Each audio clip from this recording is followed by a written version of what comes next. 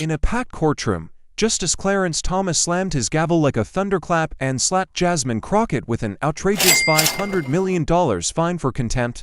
The chamber froze, reporters dropped their pens, lawyers exchanged stunned looks, the sheer weight of the number roaring louder than the gavel itself, but Jasmine didn't flinch. With one explosive folder and a 47-second recording, she transformed the trial into a battlefield of truth versus power.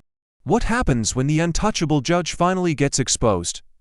Stay with us. This is a story worth every second of your time. The courtroom was suffocating with tension, every breath dragging heavy under the marble ceiling. It was a federal ethics hearing, but the chamber felt more like a battlefield. From the high bench, Clarence Thomas glared down, his voice a blade cutting the silence. Representative Jasmine Crockett, for contempt of this court, you are fined $500 million. He slammed the gavel so violently the wood cracked against the desk, the sound echoing like cannon fire. This court will make you an example, he snarled, his fury shaking the room. The number landed like an explosion. $500 million. Reporters froze mid-sentence, attorneys stared in disbelief, and the public gasped as if the air had been sucked from their lungs. It wasn't punishment. It was annihilation, a cement to erase her career, her name, her fight. Eyes turned toward Jasmine, expecting collapse, expecting her to crumble beneath the crushing weight, but Jasmine Crockett did not move. She sat upright, hands steady, her gaze locked on Thomas with a cold fire that refused to dim. No blink, no tremor, no sign of fear. In a chamber trembling with shock, she was the only one unshaken.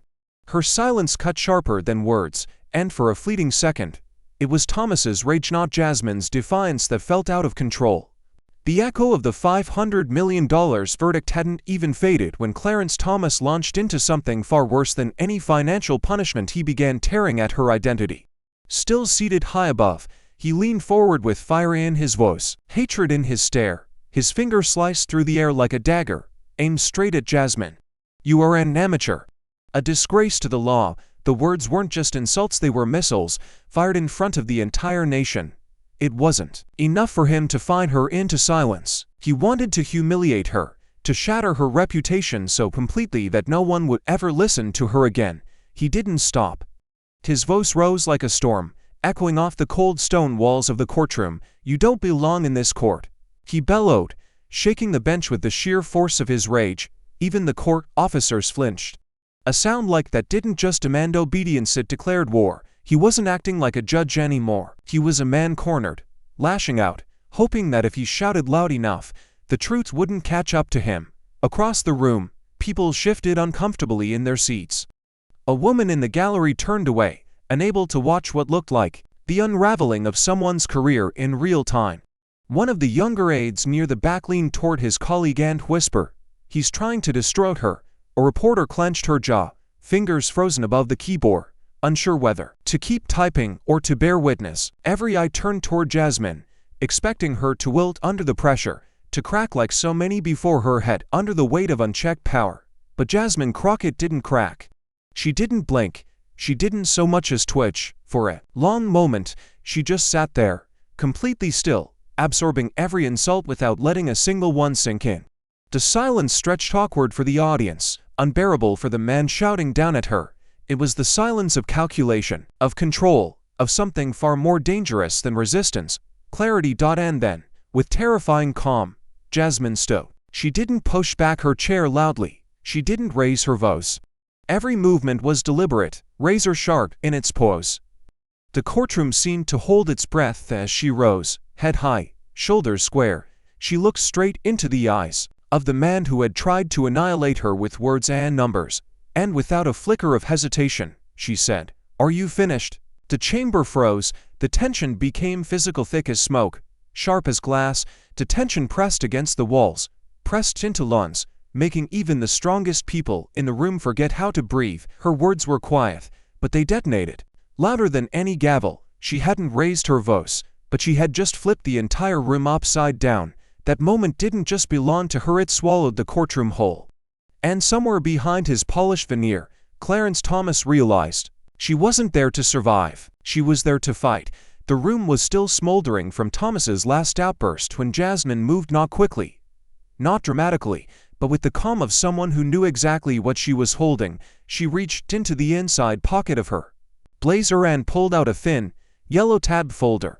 No binder, no briefcase, just one understated file that carried the weight of a wrecking ball. She stepped forward, heels clicking softly on the marble floor, and approached the clerk's desk. Her voice was low, steady, unshaken. "Please enter that into the record." The clerk blinked, confused, then tucked a folder hesitantly like it might be radioactive. He opened it slowly, eyes flicking down the first page then the second.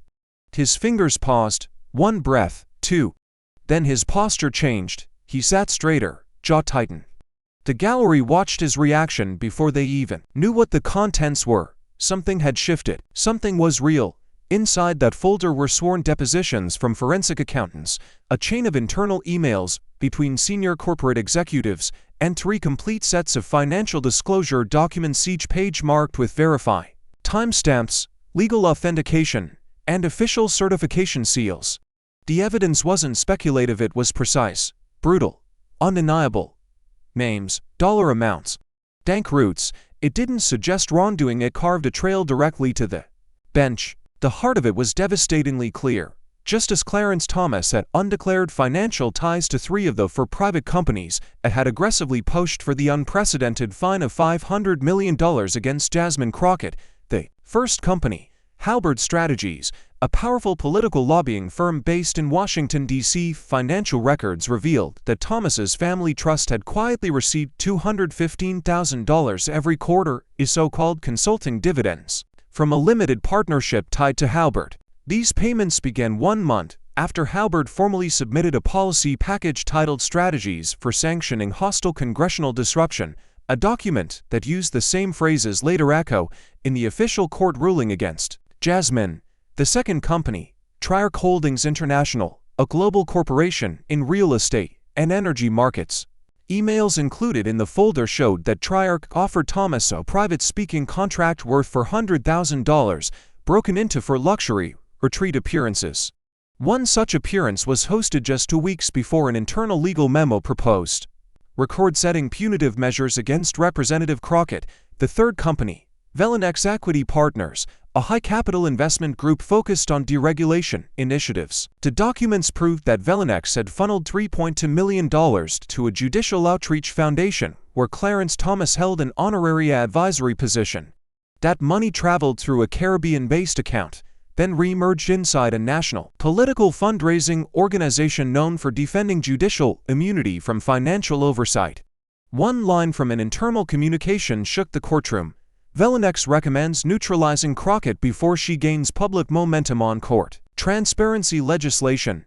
This wasn't circumstantial. This wasn't guesswork. Everything was signed, time-stamped, corroborated, and now locked into the official court record for all to see. The silence cracked like glass. Whispers exploded across the room like gas meeting flame. A journalist dropped his pen and didn't bother picking it up. A woman in the gallery covered her mouth, visibly shaking. One man muttered "Jesus Christ" under his breath, forgetting he was still on camera. Every eye in the courtroom was now locked on the clerk's trembling fingers and the papers in his hands. And then came the roar from the bench. "Lies. Smear tactics," Thomas bellowed, his voice raw with rage. He stood so quickly his chair scraped the floor behind him, his palm slammed down onto the wood, the sharp crack echoing like gunfire. But this time, no one backed down, no one obeyed. His voice, once godlike in that room, sounded hollow, shrill, like a man yelling to drown out thunder. The moment had broken wide open. The first truth had been laid bare. And with it, the cracks in Clarence Thomas's power had begun to show. The courtroom was already unsteady, like a tower beginning to sway, but Jasmine wasn't finished, not even close. Without changing her expression, she reached into the folder once more and pulled out another set of documents, this time bound by a red clip. She handed them to the clerk with the same coolness as before, not a word wasted. But everything in the room changed the moment the clerk peeled back the first page. His eyes didn't scan, they locked. The blood drained from his face in real time.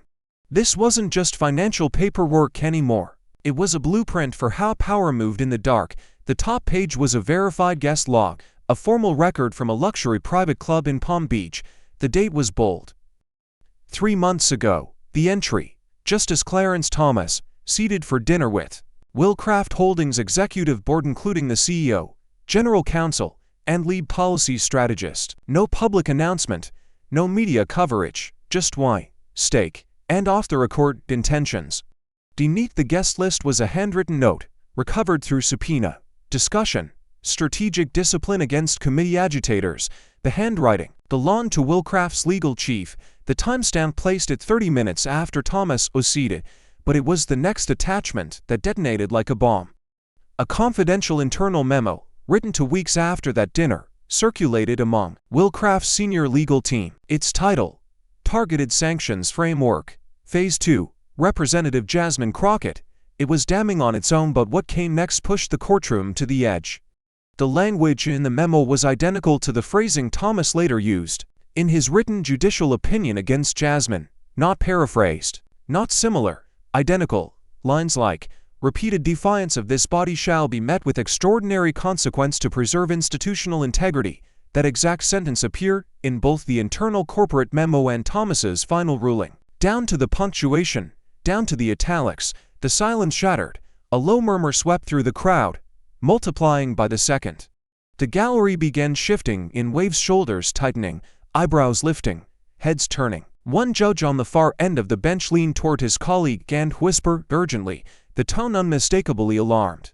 The court clerk's brow glistened with sweat as he turned the next page, his fingers trembling. Nah, a paralegal in the front row dropped her stylus with a loud clack, but no one flinched, not at the sound. Not anymore. This wasn't a theory. This was replication, cut and paste. Justice Clarence Thomas had mirrored the language of a private memo authored by a corporate entity with direct financial interests in the case. And now, that memo was public record. From the bench, the reaction was immediate and volcanic. Order, order, Thomas bellowed, slamming the gavel down so hard it cracked against the grain. His voice tore through the chamber, but the authority behind it had vanished. His face flushed an angry crimson, the veins at his temple bulging. The rage wasn't righteous, it was exposed.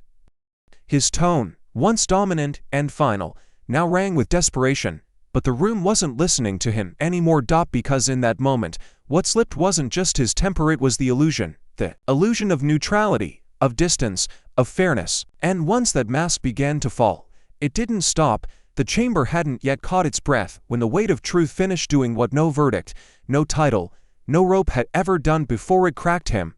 Clarence Thomas didn't just react. He detonated. With both fists clenched, he leaned forward and slammed his hands against the bench not once, but twice, the sound so violent it made the microphone screech. His voice tore through the courtroom, no longer a gavel of law but a warning shot from a cornered man. You will be silenced, he roared, each word soaked in fury and desperation. His face was flushed deep crimson, his eyes wild, jaw locked, so tight the muscles in his temples twitched. This wasn't the voice of a judge. It was the howl of a man whose power had just met its limit and knew it. Then came the command. He pointed directly at Jasmine with a trembling hand, as if willing her out of existence. Get her out of here, now, he barked at the court officers, his tone breaking like glass. Two guards instinctively took a step forward, one already reaching for the radio on his chest. The room shifted, chairs scraped back, the press clutched their cameras tighter, breathless. Every corner of the courtroom tensed, waiting for the next rupture. For one fleeting second, it felt like history was about to be dragged out by force. But Jasmine didn't move, not an inch.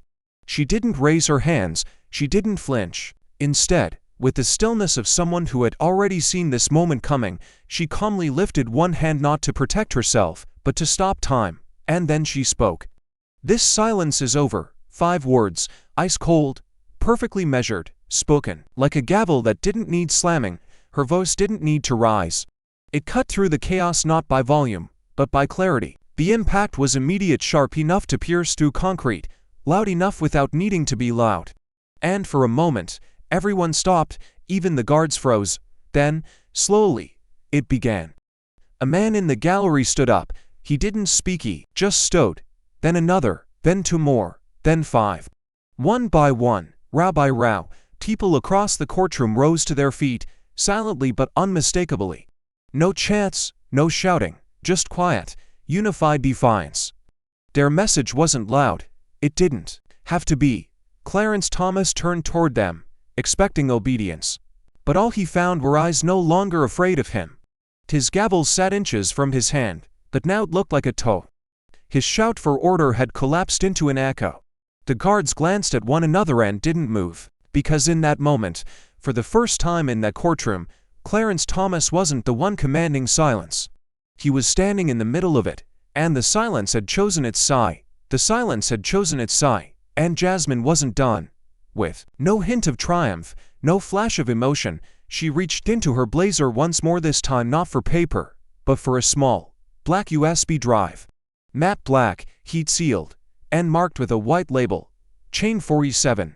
Authenticated. She held it between her fingers for a second longer than usual, like she understood the weight of what it carried. Then, without a word, she walked it to the clerk. Her voice was flat, calm, controlled. "Play track 2.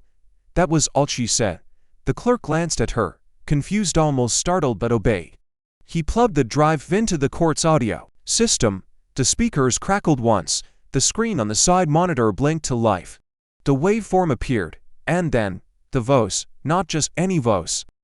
Clarence Thomas, recognizable, undeniable, unedited, the fine as bait, hit her with $500 million. Break her spirit.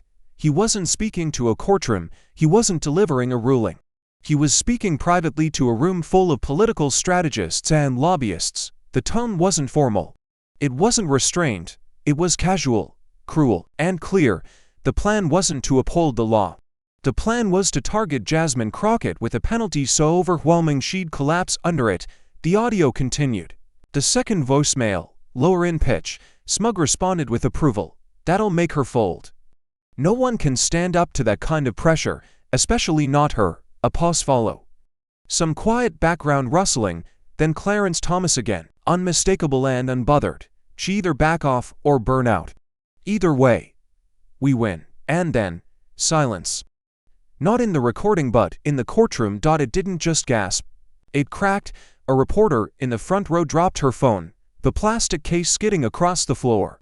Someone in the gallery let out a sound between a laugh and a sob, hands covering their mouth in disbelief. The judge seated at the far left edge of the bench visibly stiffened, his eyes darting toward Thomas, who still sat frozen in his chair. One of the court security officers turned away from the doors and locked his gaze on the bench, not for protection, but in pure, stunned disbelief. And then the clerk stood up so fast that his chair scraped and toppled behind him with a crash. His voice shook as he held up a printed sheet of paper, half trembling, half dripping with fear of what he was about to say. The voice matches. Metadata verify. The words echoed like a formal sentence, not shouted, not embellished. Just declared like a trigger being pulled. Time, location, signal integrity all confirmed. "This file is authentic." Silence followed, but it was a new kind of silence, not stunned, not confused. This silence carried weight, like the seconds before a structure collapses under its own lies. It was the sound of power cracking. Clarence Thomas didn't say a word. He couldn't. His lips parted, as if trying to form a sentence, a denial. Anything but no sound came. His mouth moved like muscle memory, like a man trying to remember how authority used to work. His hand twitched. Slowly, almost imperceptibly, it reached for the gavel that now sat meaningless on the bench. But his fingers didn't close. They hovered, trembling, not from age, from exposure. The blood had drained from his face, leaving behind something pale and waxy.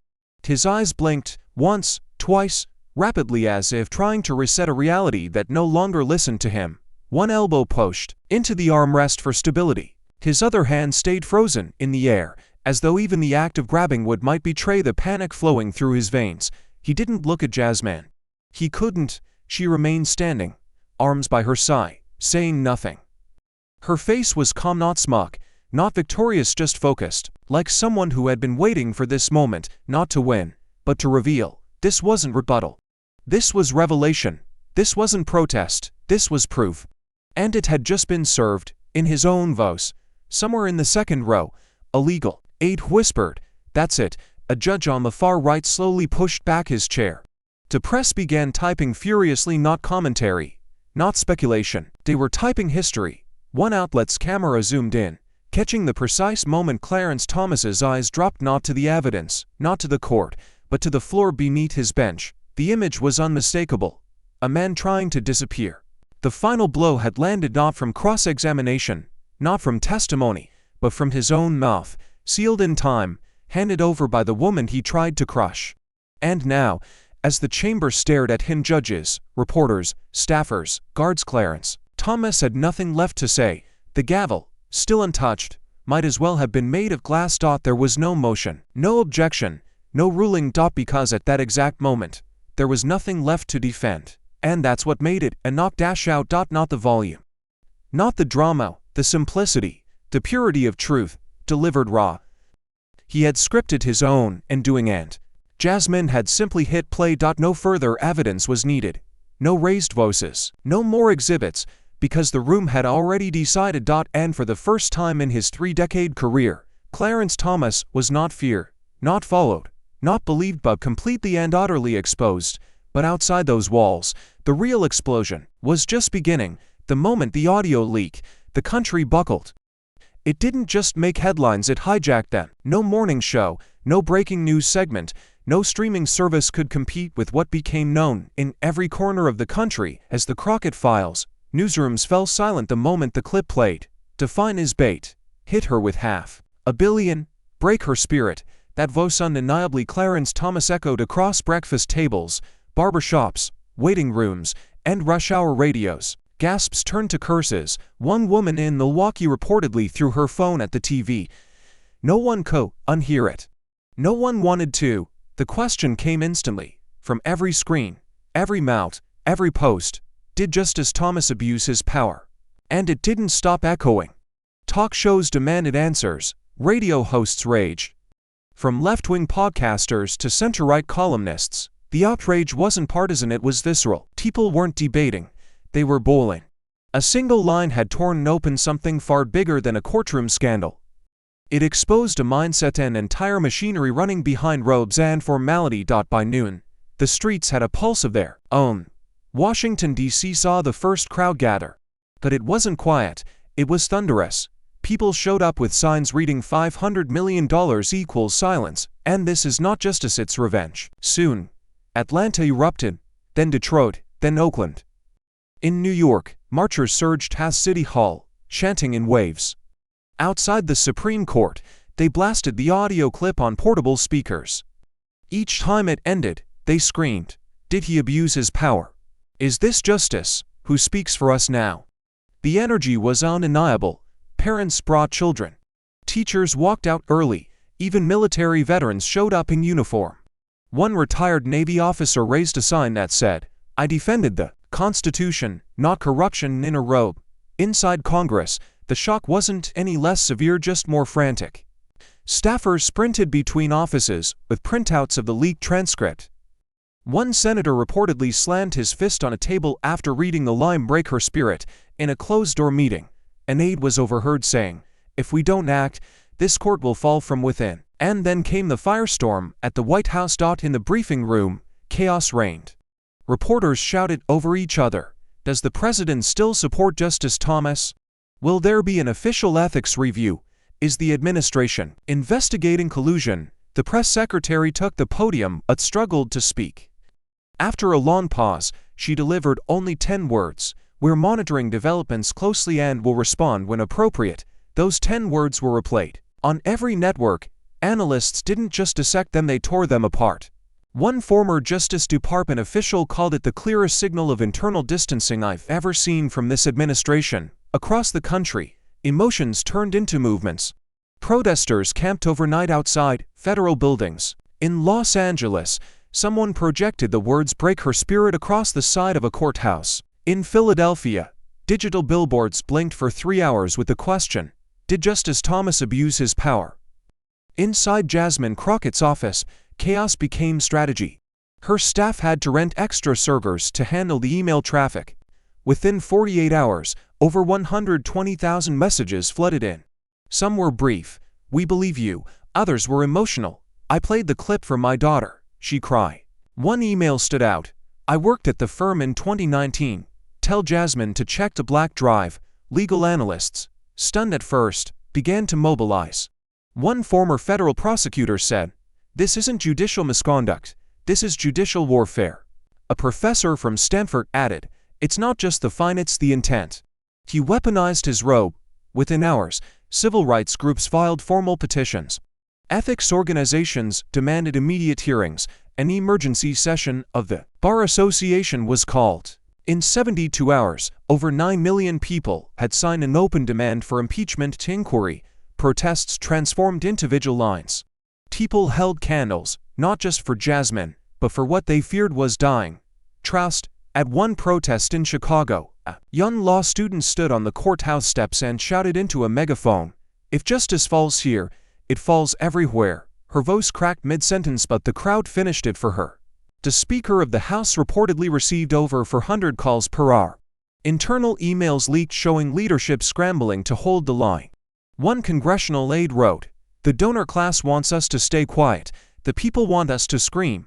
Even late-night comedians broke their usual script. One host held up the transcript on air and asked, "How do you explain this to a 12-year-old?" The crowd didn't laugh. They didn't clap.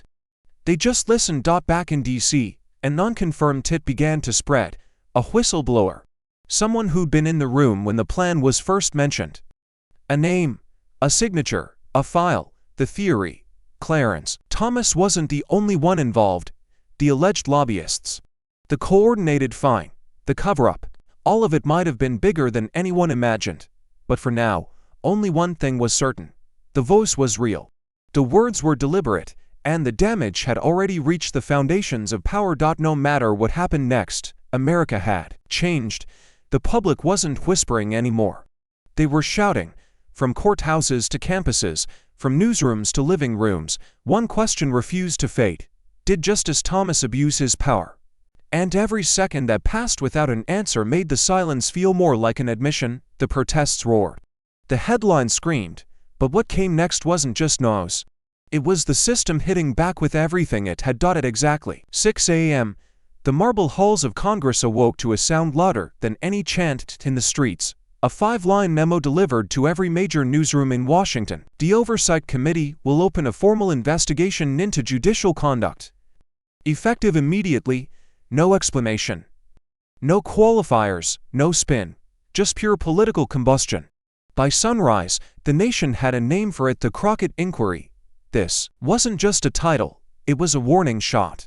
The establishment, long silent, had now turned its gaze on the Supreme Court itself. And the face on every screen wasn't that of a sitting justice, it was Jasmine Crockett, the congresswoman who had cracked open the silence with facts, fire, and a 47-second recording that would haunt the bench forever.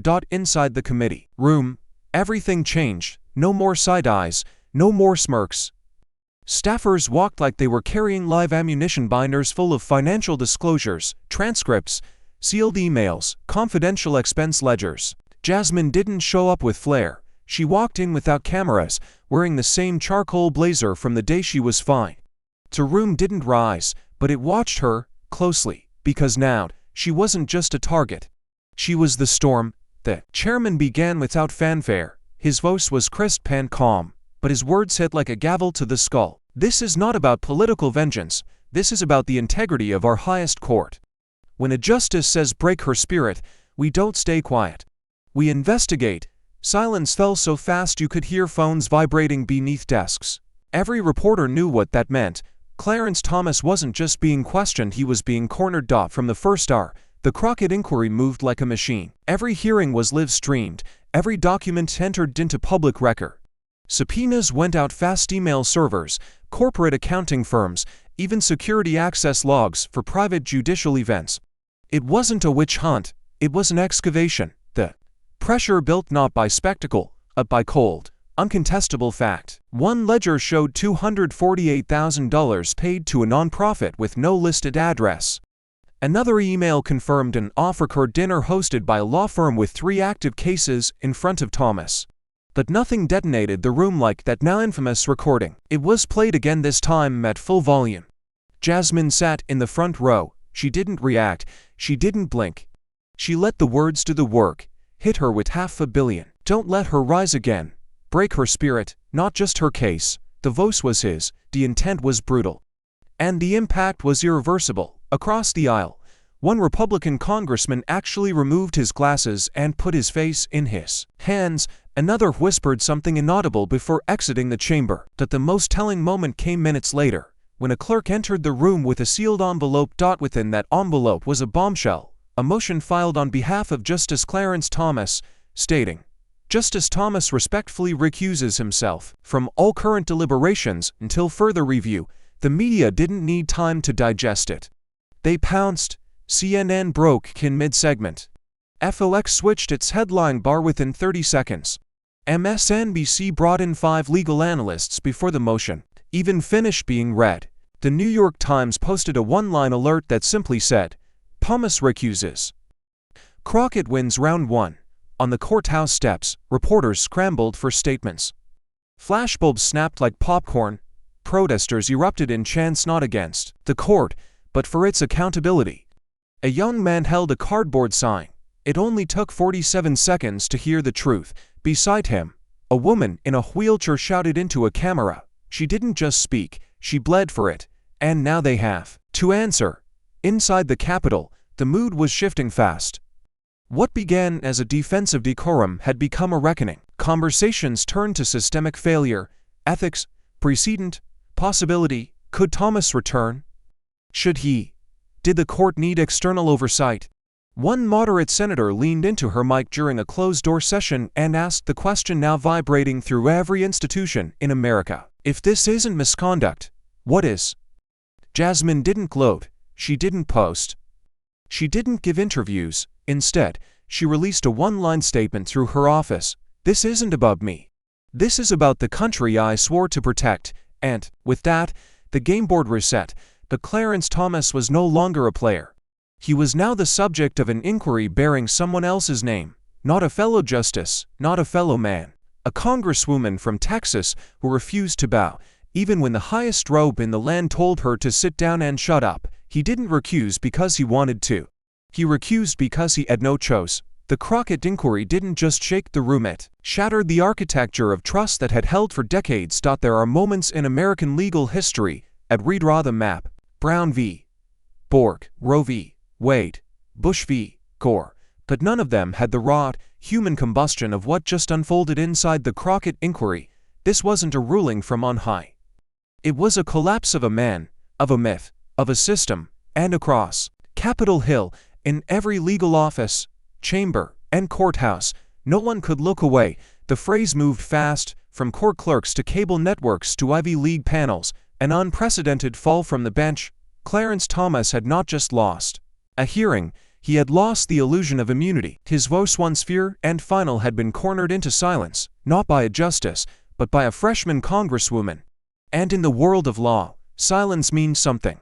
It means the evidence speaks louder than you can. Within minutes, constitutional law professors scrambled to rewrite their lecture notes. "This is bigger than a scandal," one said on NPR. "It's jurisprudential tectonics." Another wrote on social media, "We tell our students that no one is above the law." Jasmine Crockett just proved it in real time. In downtown D.C., the American Bar Association held an emergency ethics briefing. The panel, normally dry and procedural, had to address the roaring elephant in the room. The moderator didn't mince words. The integrity of the judiciary is not a tradition, it is a trust. And when it breaks, especially at the top, the tremors are seismic. At least for state-level judicial boards called for independent reviews of their own ethics systems within the same week. The fallout wasn't just federal, it was viral in every legal corridor that had ever quoted Thomas in a decision. One of the most chilling reactions came from a retired federal appellate judge, live on CNN. What just happened in that hearing room wasn't just a blow to a man. It was a blow to the black-robed illusion of perfection. Crockett didn't scream. She cited. She didn't accuse. She unveiled. And then she paused before saying what millions were beginning to whisper. Thomas wasn't ambushed. He was overdue. By midday, op-eds exploded from every direction. The New York Times headline screamed, "The bench just buckled." The Wall Street Journal countered with, "When a titan falls, who inherits the gavel?" The Atlantic ran a feature titled, "The Crockett Doctrine, Fearless Accountability in the Age of Deference." But none hit harder than the Washington Post. Justice Clarence Thomas, from authority to afterthought in 47 seconds, the article chronicled, a slow erosion of unchecked power, describing how decades of silent complicity had finally cracked. Under the weight of one voice that refused to be silenced, Jasmine didn't bring weapons, she brought documentation. She didn't throw punches, she cited policy, precedent, and receipts. And that, to Peace concluded, was more lethal than any gavel. Inside the legal community, reactions were visceral. One Supreme Court clerk anonymously told Politico, "You could feel it like watching a cathedral sink into the ground, stone by stone." Another clerk added, "We're trained to protect legacies. But maybe the legacy is the problem." Even former justices are forced to weigh in. Retired Justice David Souter, known for his lifelong discretion, broke his silence in a letter to the Harvard Law Review. "We are stewards of public confidence. And if we lose that, our robes mean nothing." The message was clear. The collapse wasn't just about one man. It was about a culture of insulation finally being pierced by the sharp edge of consequence. At law schools across the nation, students filled lecture halls to overflowing, begging for faculty to address what had just unfolded. One professor from Georgetown started his class with a single sentence on the board: "What happens when the system finally listens to the person it was built to ignore?" The discussion lasted 3 hours. The impact, far longer. Crockett's name began circulating as more than just a firebrand. Some called her the legal earthquake. Others, more poetically, said she was the echo of every unheard voice in a courtroom. And as reporters dug deeper, it became clear this wasn't a media moment, it was an institutional reckoning. Ethics watchdogs began combing through sealed opinions. Former clerks were subpoenaed. Transparency bills were drafted in 3 states. Within 48 hours, still, the most devastating quote came from a lifelong conservative constitutionalist who had once spoken at Thomas's confirmation hearing. His voice cracked on MSNBC as he said, "I watched a man I admired crumble today, not because of lies, but because of truths he couldn't answer." Crockett didn't ruin him, he built that silence himself. In think tanks, legal journals, and editorial boards, the phrase unprecedented collapse wasn't thrown around casually, it was underlined, bolded, and circled. Because no Supreme Court justice in American history had ever been publicly cornered like that, no rope had ever looked so heavy, no silence had ever been so deafening, and no hearing had ever rewritten so much, so quickly, with so few words. Because this wasn't about politics, it wasn't about party, it was about a moment when truth walked into a room and power had no answer. And now, for the first time in history, Justice Clarence Thomas would not be remembered solely by his rulings but by the moment he said nothing, and the world heard everything. And once the collapse of Clarence Thomas reached every corridor of power, it was no longer just about accountability, it became a reckoning. Nobody in Washington slept that night. Inside the marble walls of the Capitol, the news wasn't just spreading, it was detonating. Every office buzzed like it was under siege. A Supreme Court justice had frozen on record, choked on his own legacy, and left a system exposed like a cracked foundation. Phones rang, staffers ran. Lobbyists pivoted, allies vanished, enemies multiply. But one word echoed louder than the panic: change. This wasn't a scandal that could be buried. It wasn't just about one man. It was about a machine that had moved silently for decades, sheltered by prestige, hidden by robes, and guarded by an unspoken rule: judges are untouchable. That illusion shattered in under an hour. And when the smoke cleared, lawmakers looked around and realized the fire had started right under their feet.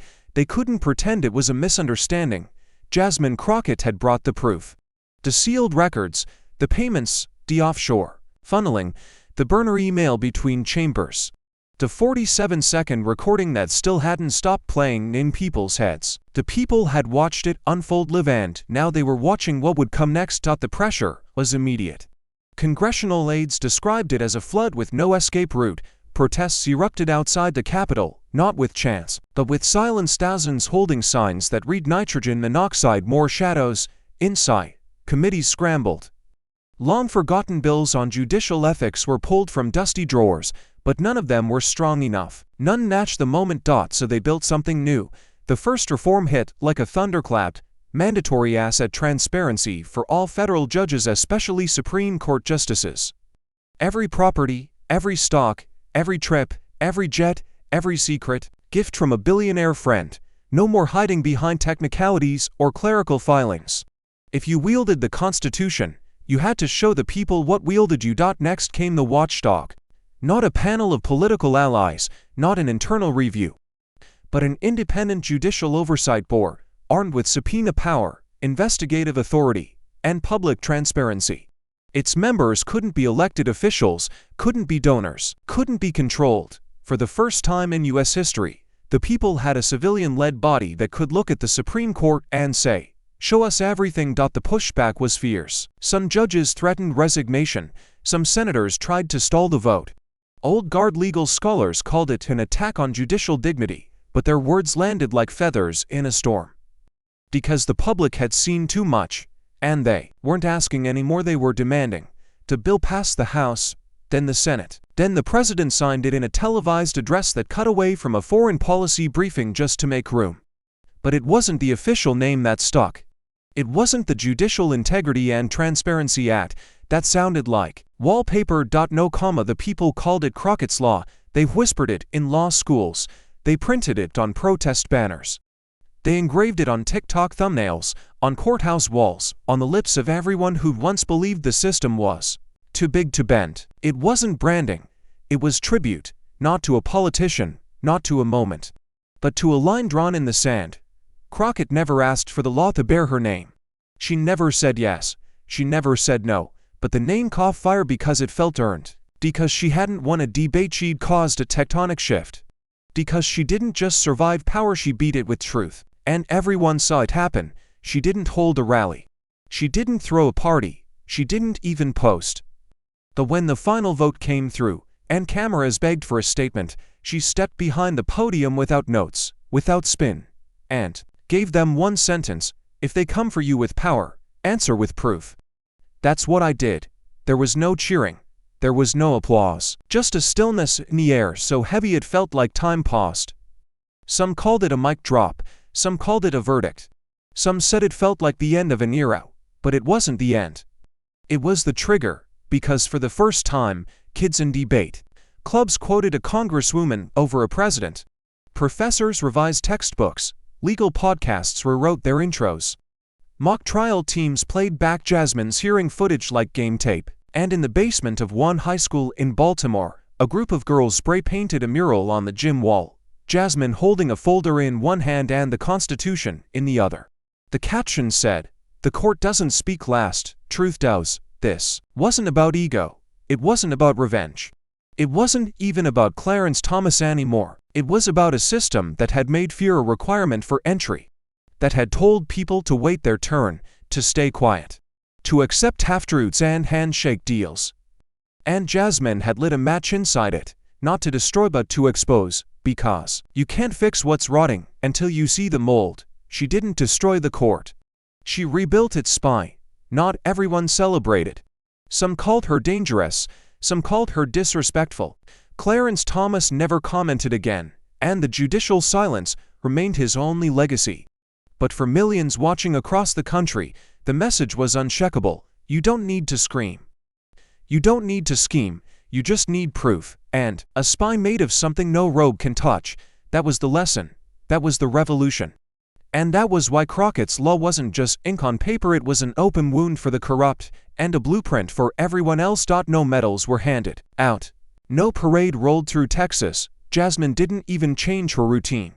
She just kept walking the same way she always had, straight, steady, and sharp. But now, every step left a crack in the marble. When the chambers grew quiet and the fire of headlines dimmed, what remained wasn't the scandal, or even the law, it was the lesson carved into the conscience of a nation. History doesn't always announce itself with fanfare. Sometimes, it slips in like a thief in the night, changing the locks while no one's looking. But this time, it came crashing in, loud and undeniable. A Supreme Court justice had fallen, a system had been forced into the light, and a congresswoman, who was never supposed to win, stood tall with nothing but proof in her hands. That ending left behind more than reforms. It left behind a message so sharp it cut through marble, through tradition, through the centuries-old myth of untouchable power. Jasmine Crockett never pretended this was about her. She wasn't building a legacy for her own name. She wasn't auditioning for higher office or polishing her resume. She was fighting for something far bigger, the idea that in a democracy, silence is complicity, And evidence is the weapon of the powerless. Her words that day were simple, but their weight could crush stone. If they come for you with power, answer with proof. That's what I did. It was more than a quote. It was a survival code for a country that too often asks the weak to endure, while the powerful enjoy immunity. Look closely, and the lesson becomes clearer. Power is loud. Proof is louder. For decades, the system taught people to fear titles, robes, gavels. Judges were treated like oracles, their words final, their motives unquestionable. But Jasmine stripped the paint off that illusion. She didn't call herself a hero. She didn't even raise her voice. She just opened the file, pressed play, and let the truth walk into the room. That's all it took, and it worked, because truth, once visible, doesn't need volume. This story teaches us something uncomfortable, that justice doesn't live in monuments or marble. It lives in the willingness to confront, and confrontation is never easy. Jasmine didn't walk into that courtroom with certainty. She walked in with risk, with fear, with the weight of knowing failure could end her career, but she also walked in with evidence. And that was enough to turn her fear into fire. There's drama in every revolution, but rarely is it so quiet, so surgical. The Crockett story wasn't about mobs, wasn't about riots, wasn't about shouting down opponents. It was about one woman, standing with a folder, daring to face centuries of hierarchy. That kind of bravery doesn't just inspire, it unsettles. It tells every person watching that the gap between them and change might be thinner than they think.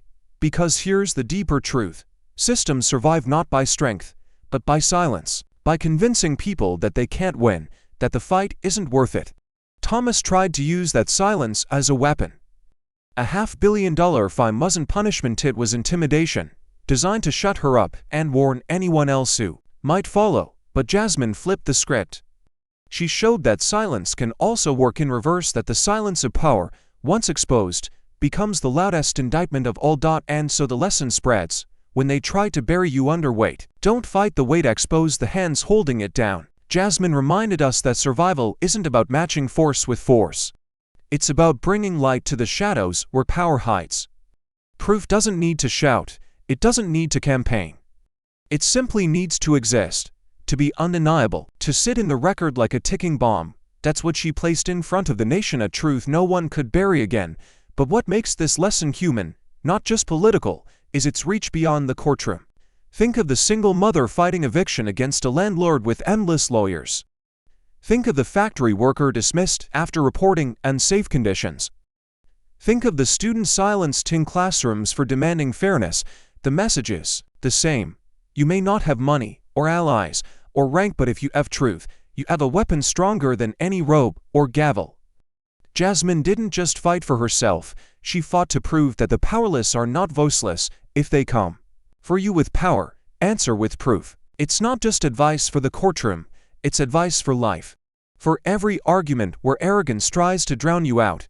For every office where corruption hides behind titles. For every system that thrives on making you feel small. Proof is the equalizer. It doesn't care if you're rich or poor, known or unknown, it simply stands. And when it stands, no amount of shouting can knock it down. And yet, there's another layer to this story.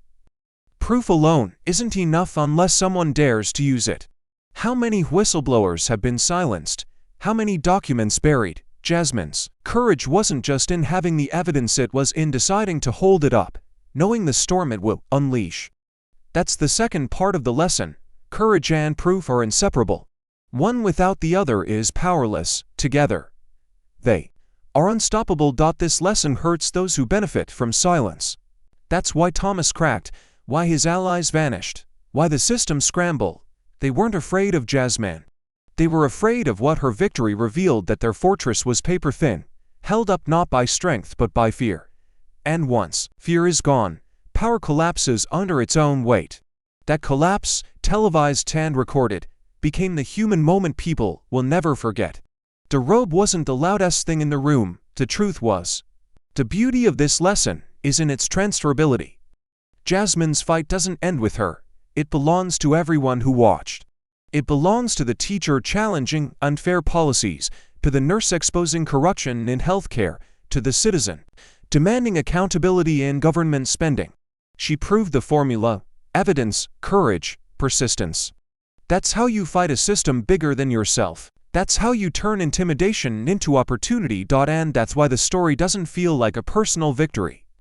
Jasmine never walked out smiling, never gloated, never treated it like triumph. Because it wasn't. It was something heavier. A demonstration of survival, a reminder that one person can expose what many are too afraid to touch. And that lesson is worth more than any headline, because the deeper human truth is this: injustice doesn't collapse when it's shouted at, it collapses when it's proven. And once proven, it can't be unproven. That permanence is what Thomas feared. It's what systems built on shadows fear, and it's why Jasmine's story is no longer hers alone. It belongs to anyone who has ever felt crushed by power and dared to imagine fighting back. So when Jasmine said, "That's what I did," it wasn't arrogance. It was invitation. An invitation to every listener, every viewer, every citizen to ask themselves, what will you do when power comes for you? Will you shrink? Will you wait for someone else to fight? Or will you gather your proof, hold it steady, and let truth do the cutting? The lesson is clear. This wasn't the victory of a politician, it was the victory of principle. The victory of proof over posturing, of truth over intimidation, of courage over silence. And if we forget that, then we betray not just Jasmine, but ourselves. Because systems don't stay broken on their own. They stay broken because people allow them to. Jasmine refused.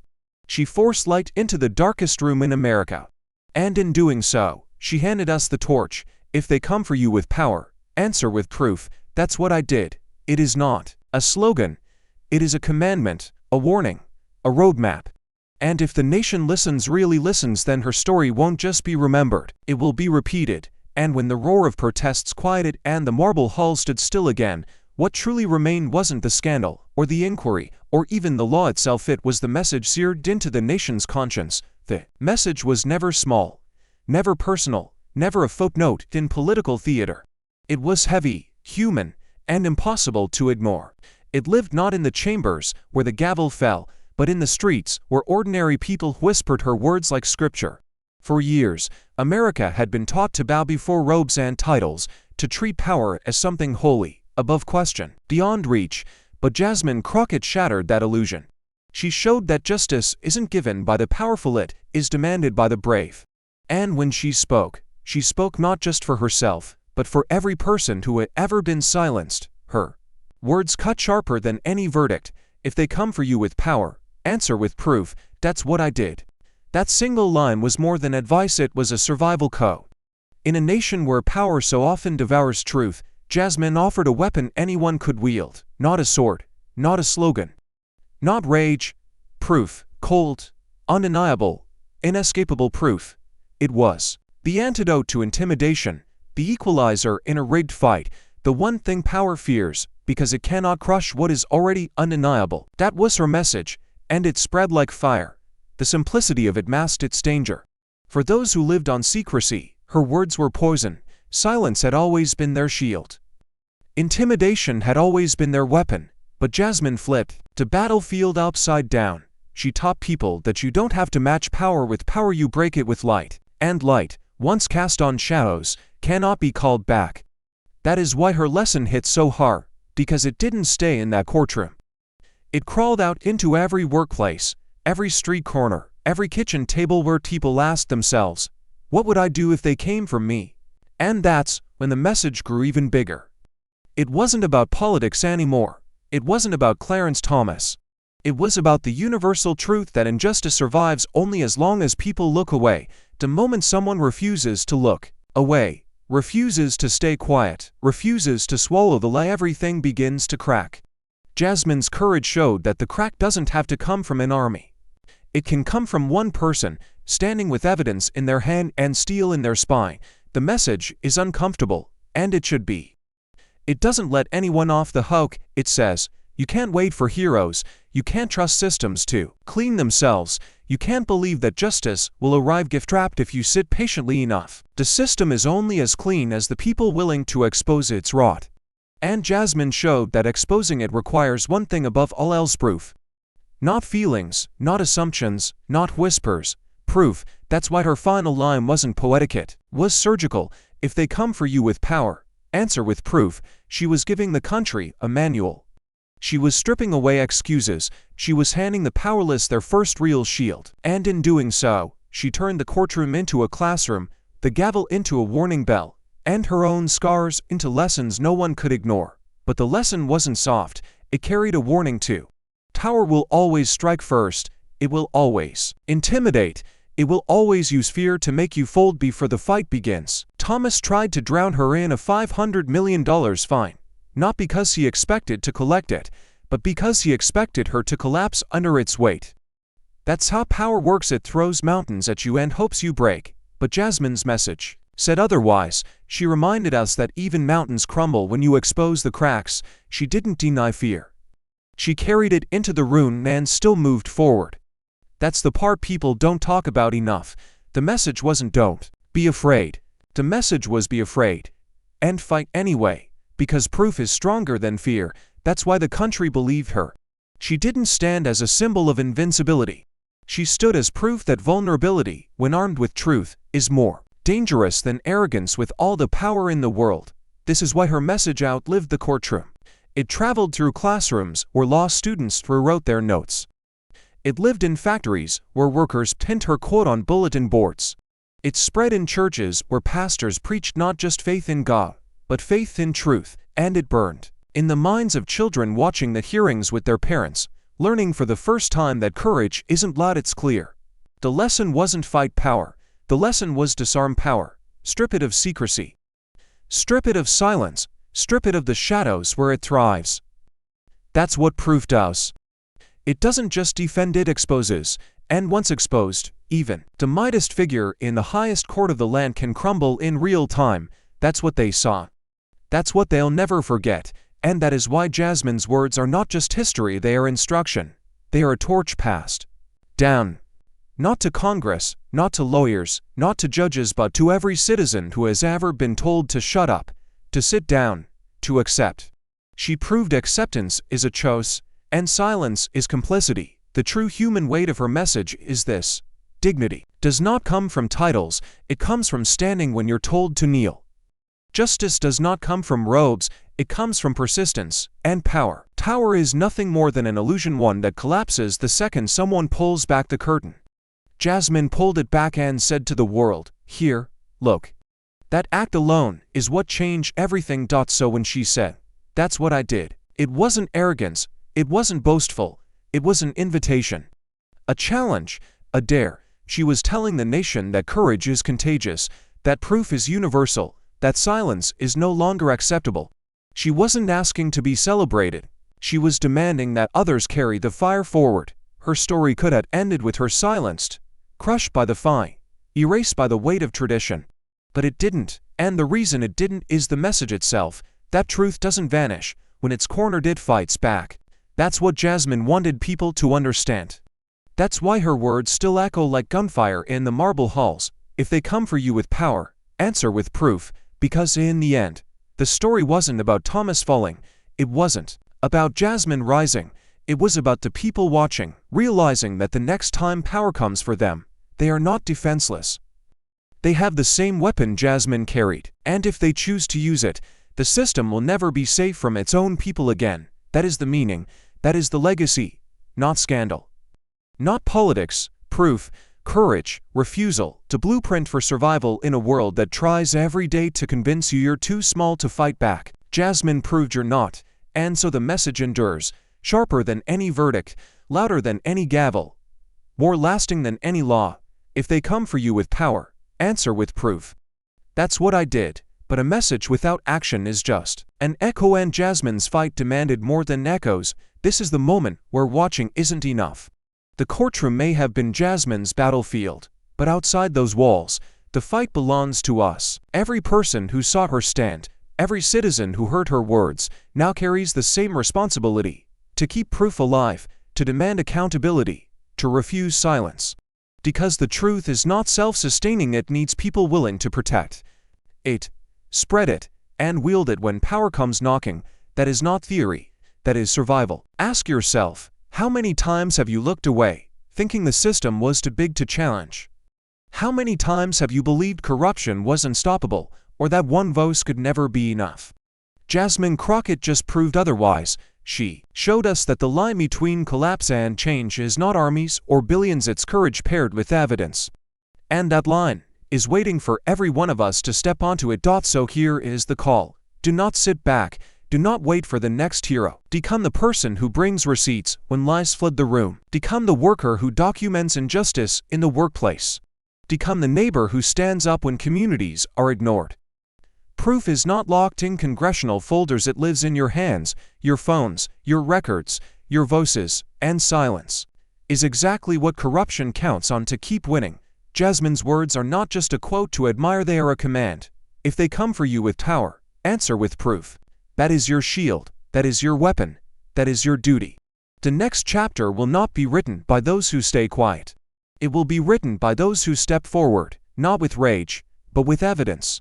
So take the lesson, take the courage, take the proof and move, because the system will only change when you force it to, and the time is not Sunday. The time is now. Thank you for watching until this moment and for standing with us on this journey for justice. Your support means everything. Like, subscribe, and turn on notifications so you never miss what's next. And we'd love to hear your thoughts. Leave a comment below and let us know what moved you most in this story. Together, our voices make a difference.